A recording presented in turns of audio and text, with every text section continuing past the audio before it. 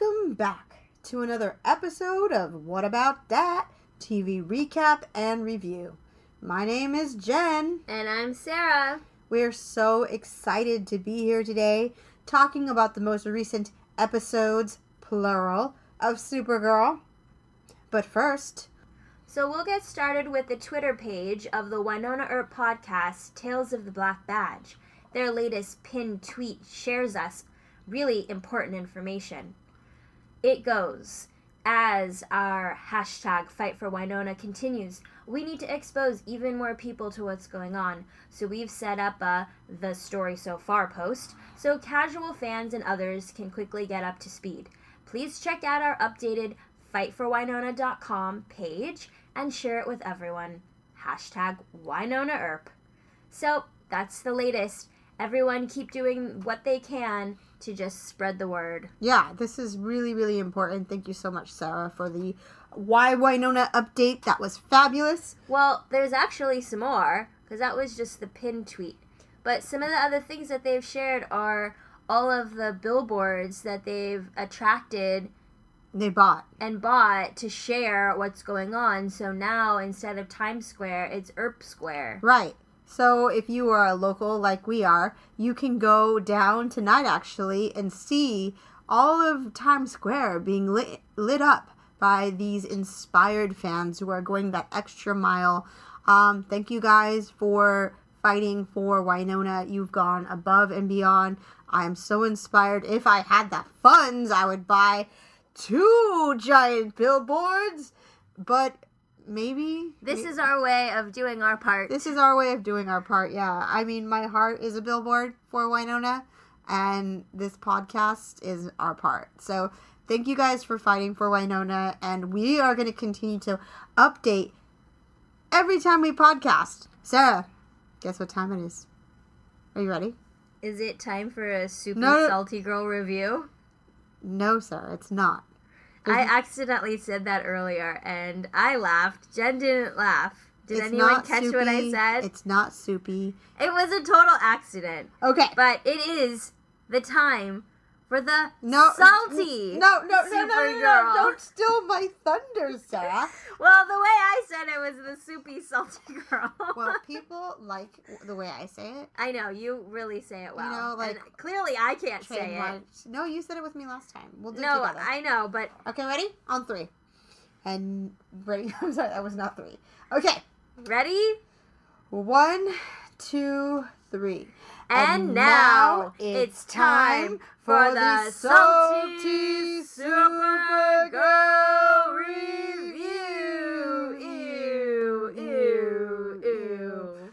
You gotta really channel like your inner WWF announcer to get that right. You gotta hit these like low notes. You want to go high? I liked the eye contact. We really committed to it. We committed to it on 3 with our eyes. Be a symphony together. Yeah. Okay. So it's been 5 episodes since we last recapped Supergirl. So we're currently deep into the second part of the season. Supergirl has returned, and the story and plot feel stronger than they have in years. Yeah. I wanted to start off tonight with a little Menagerie, which created the first part of our most recent arc. This episode introduced the villainess Menagerie, a jewel thief who happens upon an alien, and that alien happens to lodge itself into the back of her neck. In this episode, we see the rise of Sons of Liberty, as well as the gradual formation of the Elite, a group of anti-fascist terrorists under the direction of Manchester Black. Anyway, the most important thing to happen out of this episode was the breakup of James and Lena. Hashtag lames.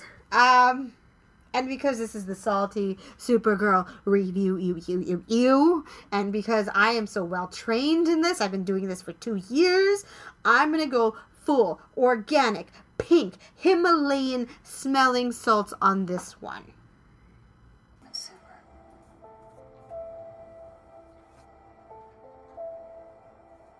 Lena, I know how much your research means to you, which is why I can't fathom why you would want to share it with the government.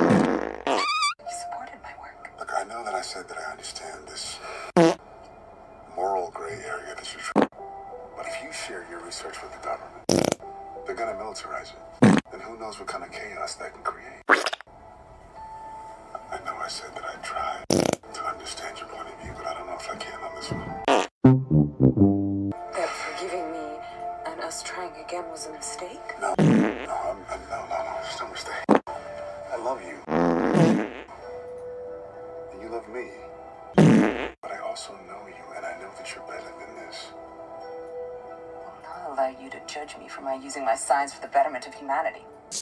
You're talking to? I'm talking to a fucking idiot. That's what I'm talking to. No, you did not just say that out loud. Get out of your mentions when I want to get out. One more thing and you're getting blocked, bitch. Me, I dare. That's fair. Okay. You're right, then. I don't want to judge. But to be straightforward. And I think that could destroy us. I think you should leave.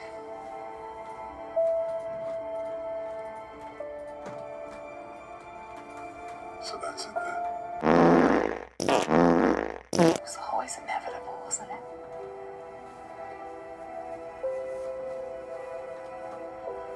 Frank, stop the car.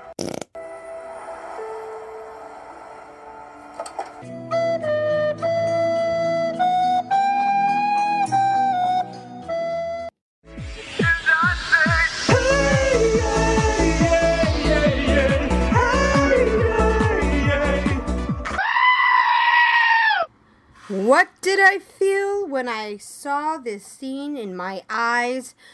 Gratification, salty, anger, dumbfounded, like it'd been a long, cold winter. Supercore can now come out for the spring, rejuvenated and dressed in matching three-piece lady suits. I also felt confused because really, if hashtag lames was ending, it felt like more of a transaction than an emotional loss of in any way, shape, or form. They literally broke up over Lena wanting to work for the federal government. She just got a federal job. They broke up. There it is. It was never addressed. The fact that these characters are fundamentally not good for each other. They brought the worst out of each other. James became annoyingly more self-righteous. Lena was regaled to arm candy, whilst James used his shield to save her from shit she never needed saving from before. Lena, the smartest person in the entire show, was constantly defending her sense of morality to James. He did petty shit, like not showing up for television interviews that Lena scheduled for him to do, and giving Lena shit over dressing him in gray suits. Hashtag lames made me dislike gray suits and Trivia Pursuit. They gave us cringe-inducing flirtation and senseless banter, delivered with forced nuance and zero chemistry. They gave us moments of hollow declarations of love, followed by angry fights and accusations of lying.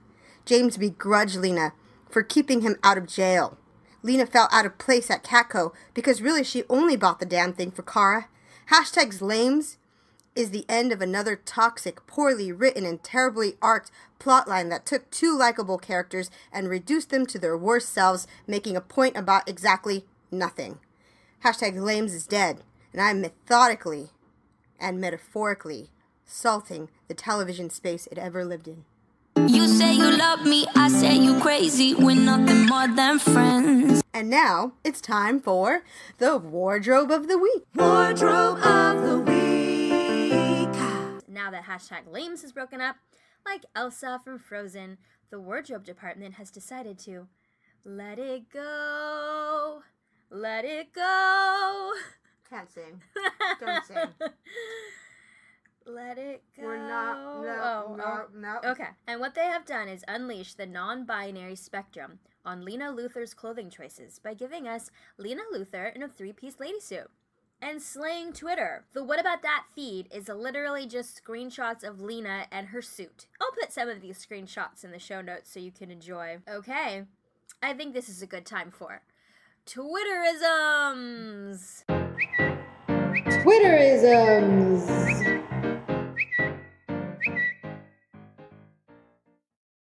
In an effort to reach across the Supergirl fandom and bring us all together, we've gathered some of the best tweets from our online feed. This week's theme is Lena Luthor in a lady suit, and oh boy, it's a doozy. But we've got a lot of ground to cover here, folks. So let's get this party started. May at Not May says, Lena Luthor in a lady suit is a blessing for all the gays. Hashtag save ODAAT, one day at a time, if you don't know. At Lenex says, Katie as Lena Luthor in a three-piece suit, ... too fucking powerful.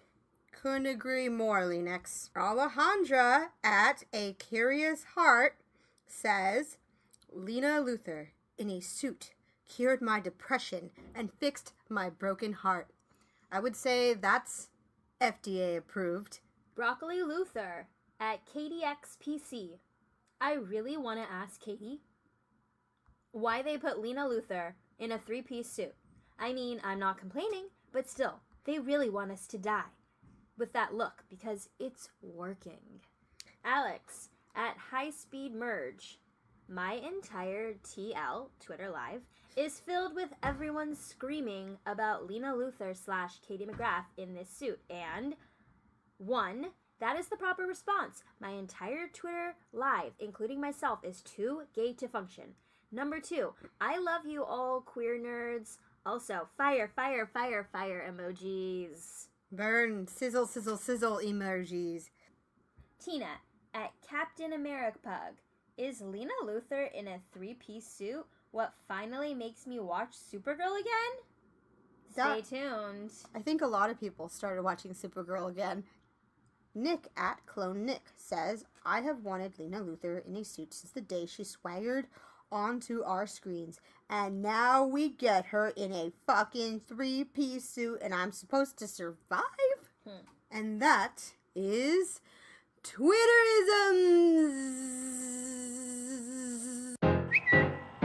Twitterisms.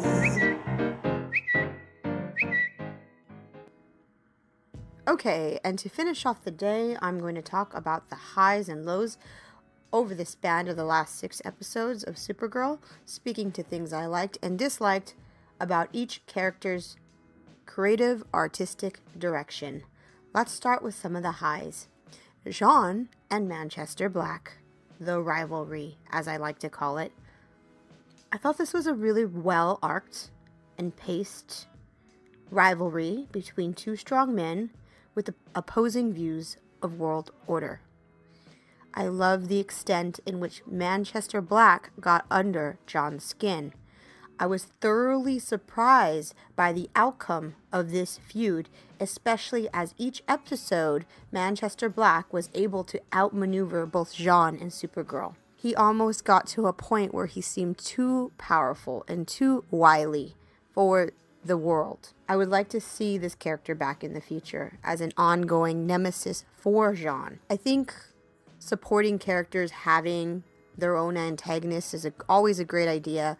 I think it's a matter of pacing, and I feel that the show really allotted for this storyline to breathe in the right amount of screen time, and it didn't detract from my viewing experience, and if anything, it mixed really well with storyline A, and you could see how the things Jean and Manchester Black were doing correlated directly to Supergirl and her growing conflict with the anti-alien movement. One of my favorite lines this entire season came from Jean. It was after he, spoiler alert, kills Manchester Black and is holding the Legion ring in his hand. He says something along the lines that he is not a man of peace. It was a really simple line. He said, I know this now, or I am not a man of peace. And I just love the way that this was worded and how it kind of punctuated and summarized the entire plot line after the fact. The Manchester Black and Jean stuff was really good, and I would give this subplot an A-. Oh my god, an A-? They did their homework. Okay, moving on to Brainy and Nia Nall. The budding romance and I'm going to speak to the growth of each character individually. Not gonna lie, this Brainy and Nia Nal budding romance has been so good and fun to watch. It's high school level flirtation, but just the right kind. And I just really enjoy seeing Brainy being flustered by Nia Nal. I like to see Nia Nal taking charge of a situation. I love their dynamic. So now I'm going to speak to Nia Nal's personal journey toward becoming Dreamer. Earlier this year, we met Nia Nal's family, aka Santa Barbara hippies, who weave their own hemp baskets so they can take their homegrown veggies to the farmer's market. Nia's mom recently died, and her sister was deeply disappointed to not have received the Dreamer powers.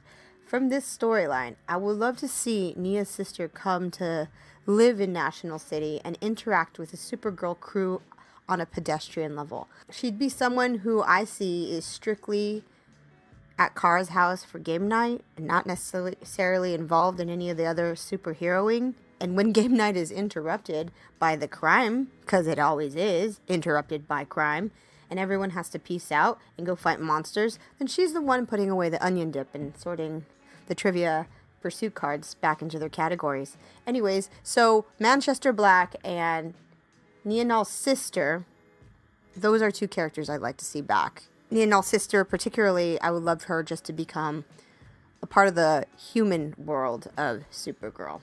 Nia Nal's evolution into Dreamer, it feels like it's coming slightly too easy for her at this point. I love the idea of her being a sidekick, but I would like to have that journey be more of a process. I feel like, you had your Manchester Black living in the story, and Jean living in storyline B. Storyline C was Brainy training Nia Nal to be a sidekick, and Nia Nal just kind of like being everybody, the audience, being like, this is the coolest thing, and really enjoying the process of crime fighting. But I feel like her capacity for fighting and, her quick command of her command of her powers, all of that kind of stuff feels like she's already a sidekick. And I think that I'd like to see it just kind of be slow that process down, really allow her to learn. I'm going to give the Dreamer stuff a B-. Okay? Alright, moving on to Mr. Brainy. I think Jesse Rath adds so many levels to Brainiac. I find myself enjoying everything about Brainiac, which makes him compelling. He's one of the most compelling characters to watch on this show. And what is so fun about him is that he has all these deductive skills, but it's really well balanced with a sense of empathy and a sense of vulnerability that Jesse Rath is giving to these characters. It makes him a fully realized superhero in that aspect because you have such a full character. Yes, Brainiac is assigned to the role of winning, which is when a side character is too smart for their own good and solves earth-shattering crisis on an iPad in like 2 seconds. That's what I call winning, because in the past, there was a character on Supergirl, his name was Win, and he just would pop out all these answers, technological, biological, fifth dimension, solve every single crisis on the show in like 2 seconds from an iPad.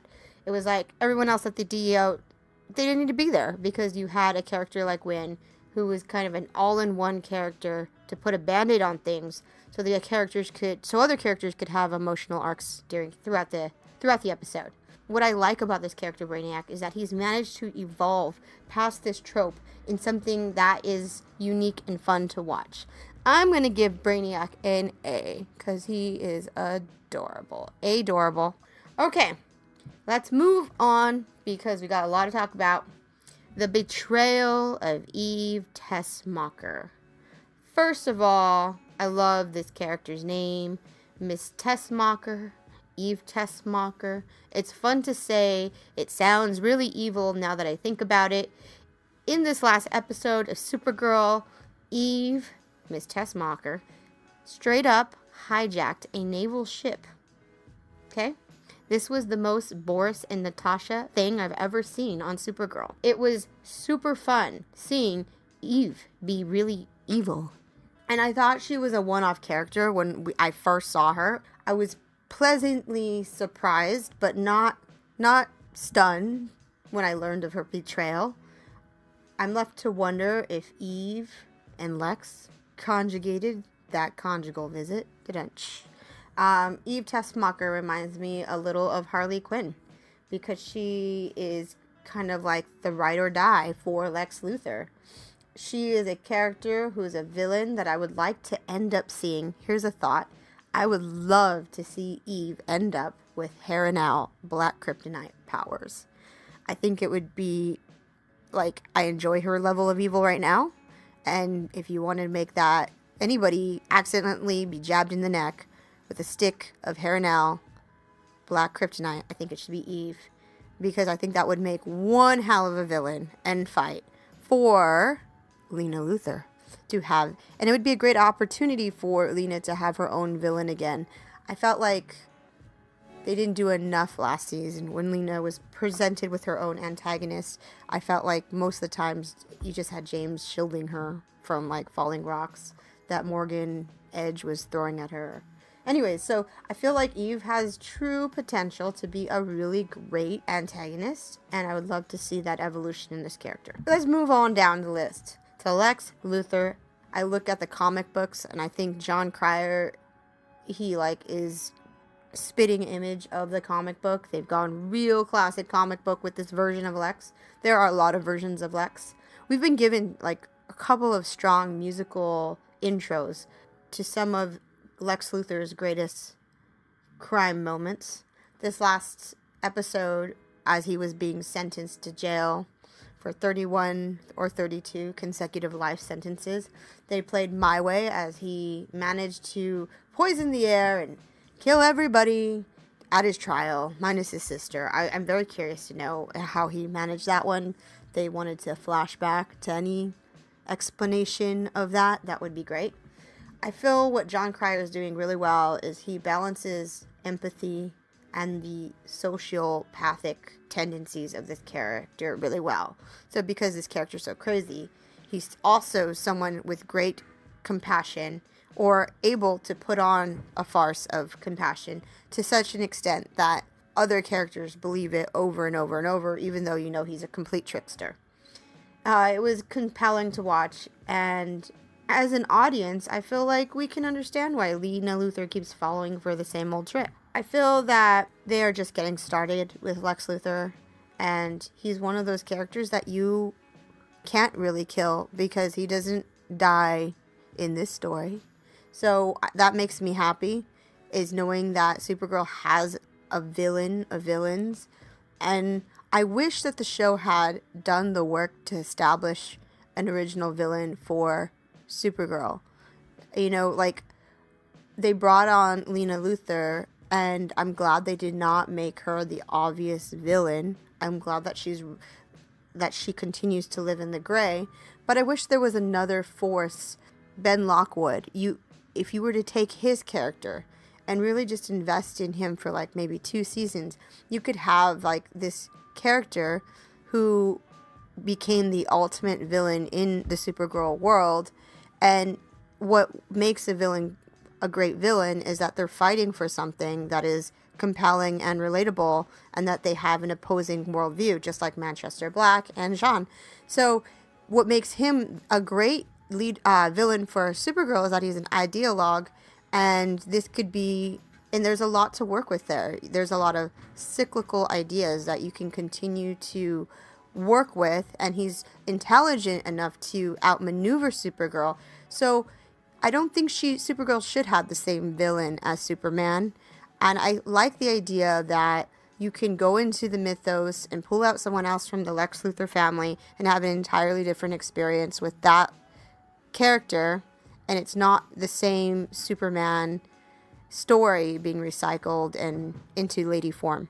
I like the idea of really developing a villain that speaks to what the underlying force of evil that Supergirl battles. And in this series, it's really about immigration, and it's been about immigration of aliens coming to Earth. I feel like if you just focused and continue to focus on the same theme, you would have a great original villain for Supergirl, her own Lex, and I think that is what they should do. Lena Luthor. Lena Luthor has now been at Catco and the DEO. I think she's most in her element when she is at Alcorp, and I would love a return of any and all storylines where we get to see her in her natural habitat. Lena Luthor needs to spend less time as a roving boss and more time in her Alcor desk brooding. She needs to wear more power pantsuits, like fill her wardrobe up with just those things. She needs to have more bourbon stored in Austrian crystal decanters right behind her desk. And she needs to take work lunches with Kara on the Alcor couch. For being a woman who has Alcor bugged with cameras and the highest security with trapdoors that can be DIY'd open by hairpins, she needs to either fire all of her security staff and hire new ones, or she needs just to stop having assistants, period. Like personal assistants, any kind of assistants, period. Just don't hire anyone to personally help you, Miss Luthor. Or, here's a thought. She should hire Alex Danvers or Jean, that'd be great, either one, full-time as a bodyguard. There it is. Bring Jean Jones in, now that he's away from his path of peace. Make him her personal bodyguard. That would be a really cool team-up to watch. Or have, Alex Danvers for half a season be Lena Luthor's bodyguard. You're in charge of security at Alcorp. That would be really fun. That'd be a great reason to have Alex come to Alcorp. She's not the new head of security there after Alex leaves the DEO. Okay, so that's what I have for Lena Luthor. I would say this season so far, I'm going to give Lena Luthor a B-, maybe a C+, because I don't think I've seen her at her greatest. I've seen a lot of kind of silliness thrusted upon my favorite character. We saw Lena Luthor doing some tests with hearts in a jar, and I kept wondering the entire time, where is she getting all these hearts? And they all have the same kind of tumors on them. Are they the same kind of tumors? I was just curious to know. And I thought those scenes were kind of silly, just because the CGI and the heart in the jars, they look silly, and her science isn't really science. It's just a touch, not a dab, or a handful, or a sprinkle. It's like a pinch of salt. That's what her science reminds me of. It's a cooking guess. And apparently that's all she needs to be phenomenal. I also felt like, you've heard me go on and on. I've already salted the ground. But I did not like her relationship to James, because I felt like it didn't bring the best out of this character. And I really missed seeing her interact with other characters who I think show different sides of this character. Alex and Lena interact for very different reasons. So far, it's DEO related. Kara and Lena interact, and you get a different Lena. So it's just like you get different faces of Lena with different characters, and I just think James didn't bring the best out of her. So, in that regard, I have higher hopes for Lena. I really love seeing her wear her three-piece suit. But it's not just for the aesthetics or the visual. I love that, she's embracing her inner Luthor. And her inner Luthor is a three-piece Kate Blanche wearing suit. So there it is. She looked like a Luthor. She looked dark. She looked like she was up to no good. We can never judge a Lena Luthor by her book cover. I do think it's very shady that she was communicating with Lex Luthor for 6 weeks. And I do feel like this character should have known better. And this character kind of reminds me... Luthor reminds me of Lucy and Charlie Brown with the football. The football is a representation of love and validation she seeks from her mother Lillian and Lex. And it's kind of like Lex and Lillian are Lucy, baiting her into a false sense of security and then pulling away the love football at the last minute, leaving Lena Luthor flying through the air and flat on her ass and feeling like I've done it again. Anyway, so I feel like she has such a weakness, and it's so relatable. She is self-aware of the fact that she has this weakness, and she just keeps falling for it. And she's a smart girl, and I feel that the character, in some aspects, is way too smart, the smartest person on the show, and in other aspects, always playing the fool. Kara Danvers, okay. Kara Danvers, so far, the last couple episodes, has been dealing with the rise of the Sons of Liberty and Ben Lockwood. So far, she does not have the arguments, or she's been out-argued on television by Ben Lockwood. She has been outplayed. She's always the last to her own fight, last to arrive at her own fight. She walks into traps this season like nobody's business. And not only is she being outmaneuvered by Ben Lockwood, but now she's being outmaneuvered by Lex Luthor, and she's been outmaneuvered by the Elite. It seems that everybody on the show who is a villain is always one step ahead of Supergirl. And yes, she's the brawn, but certainly it does take a village to get her to arrive to her own fight. She needs the auxiliary help of Alex Danvers for sure. So this mind wiping of Alex Danvers has really been a hindrance, and it's reinstated that workplace obstacle that I was talking about earlier. But at this point, I feel like it's also weighing down the plot more than it's helping to move things along. I feel that it was off-putting to see Alex responding to aliens and Kara as Supergirl, cold and less understanding because she doesn't have the memories of Kara being Supergirl. I also feel that it's a really silly creative direction, because the idea that Alex couldn't understand that her sister was Supergirl with glasses on and off, that just feels like it's a hard visual for the audience to swallow. This was fine when in the 90s with Lois and Clark. They did it really well, but I feel like now in the day of Twitter, where people can just take to the Twitter and tweet how silly it is, and there's a group consensus that it's gotten beyond silly. It's really hard to swallow that Alex can't see her sister wearing a Supergirl costume and just being like, Kara, what are you doing? So I think that I'm going to go on ahead and give this a C, because I don't enjoy watching this storyline, and it's not doing anything to help or build the larger story. So far, this season has been about the evolution of Alex Danvers into the role of DEO director. Although she's embraced her authority, she's found herself outranked and outflanked by General Haley. Seems that General Haley is an independent thinker and not entirely the government hack that we all thought her to be in the beginning. I really like the Alex-Haley relationship. I didn't think I'd like it at all, but I'm going to give this one a B-, because I like that they see eye to eye. General Haley really does seem to hold Alex accountable, but is also a fair and open-minded listener. I like that about this character. I also thought, we saw General Haley's true colors when she brought Pie to work for Thanksgiving.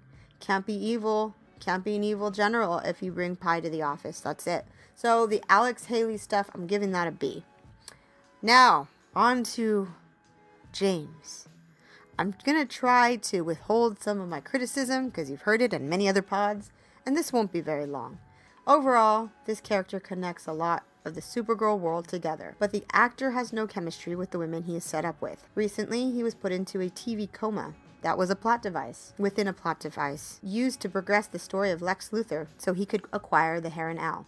The TV coma did not feel like there was enough at stake. I never got the impression that James was going to be in real peril, that he wasn't going to wake up at the end of the day. I always had the sense that James was going to be saved. And it was almost like you were watching this episode and it was like a slow moving crash, because you knew that Lex was here. You were already, as an audience member, suspicious of him, and you knew he was manipulating Lena's emotions for James. I didn't buy any of it. I guess it was because also the pacing of the episode. James was in a TV coma for less than 24 hours, and then he was shot in the chest, a la Pulp Fiction style, by Lena, and now he's just fine, and he's calling his mother, and that's great. That was probably my favorite James moment in the last 2 episodes, him calling his mama. Side note, I feel like this actor struggles with this specific part. I just find his choices to be very dull. Is it the writing or is it the actor?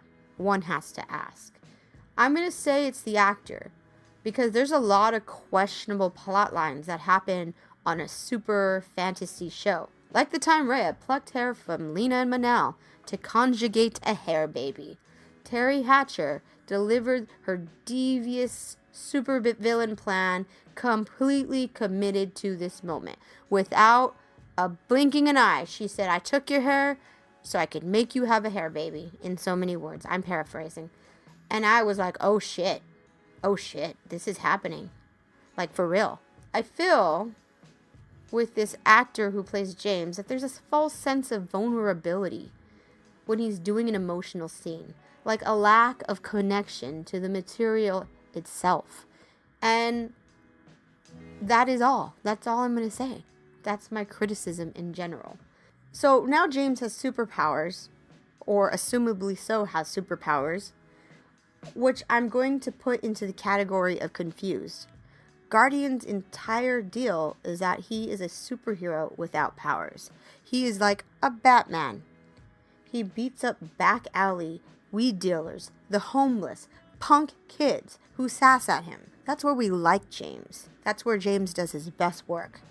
Being thrown through glass windows, fighting back to back with Alex Danvers, or being saved by Alex Danvers. Those are all fun Guardian moments. That's his forte. I feel like if you look at Legends of Tomorrow, half the team doesn't have powers. But Supergirl has some pretty heavy, super powered, imbued characters. I don't feel like the team needs another. I feel like we just need to get who James was originally, a reporter who shoots pictures, and get this Guardian business side moonlighting guy who deals with regular crime, not super crime. And just kind of embrace that and build on these things. And, little less of this, little less of that, and you can balance this character out. That was my thought on James. This season, I'm giving him a C. C, because you can always improve. I think that I think it's salvageable. I think it's workable. I'm not saying it's not rehabable. It's just we have to make some better choices, guys. Okay. James' sister, I believe her name is Callie, or I'm just going to call her Sister Olsen, because I don't really know. She's a new character. She's a psychologist, or she's some form of therapist. You know what? This is an actual very useful role. Lena Luthor, Kara, Alex, Jean, Brainiac, Nia Null, in that order, need so much fucking therapy. You can make the argument that the capacity to express and release blocks is a superpower within itself. So I welcome a new Olsen onto the show. I'm very excited to see what's going to happen. I think we need someone that these characters can check into when they're really sad, because mental problems are problems, and mental health should be taken very seriously. And I think that this in itself is it's a good unassigned role. There was a hole on the team. There was a vacancy. There was an opening. They were searching around on Indeed because they really could use some therapy. Anyway, so I look forward to seeing James' sister. I'm going to give her no grade. We will check in with her at the later half of the season, and I will give you final thoughts on that. Pacing. Overall, the pace of the show in this last episode felt like it was at a breakneck speed. The most recent episode, which featured Lex Luthor's backstory into the last 3 years of his life, felt like the Ben Lockwood episode at the very top of the season, where we got a purely Ben Lockwood narrative. They've done this twice with 2 of their villains on the show. I think is a good direction to go. I don't mind, leaving Supergirl to invest in bad guys, because I need a good bad guy so I can have a stronger Supergirl. So in that regard, I don't mind it, but I also feel like the pacing of this last episode was so fast. We spent a lot of time watching the Lex side of the story, everything he'd been plotting, and now we know why Lex Luthor needed the hair now. Because he has another Supergirl, and a Kazian Supergirl, and Kazia. Kasnian Supergirl is like Stranger in Strange Land. Kasnian Supergirl is being manipulated by Lex Luthor, who is really a true supervillain. I felt like, and she reads Great Gatsby. And in this episode, that's my Russian accent, FYI. I can't wait to do more podcasts about this Russian Red Daughter story. I mean, the Kasnian. I'm so sorry, Russian people. The Kasnian Red Daughter story. Because then I can pull out my Eastern European accent. Alright. So, let's move on to predictions. Lex Luthor will become president of the United States. That's where I think we're going with this. My ultimate prediction for the end of this season is that Lex Luthor will be back next season as the main big bad. He's going to win, and he will become president of the United States. Why do I think this? Because he does in the comic books. Mercy Graves is his campaign director. The Graves work with him on a political level to infiltrate and become President Luthor. Okay. Alex ends the season going into the finale on the run and no longer director of the DEO. Something happens, she's got to dip out, she's on the run, she's wanted, she's not the director of the DEO. That's my big Alex prediction.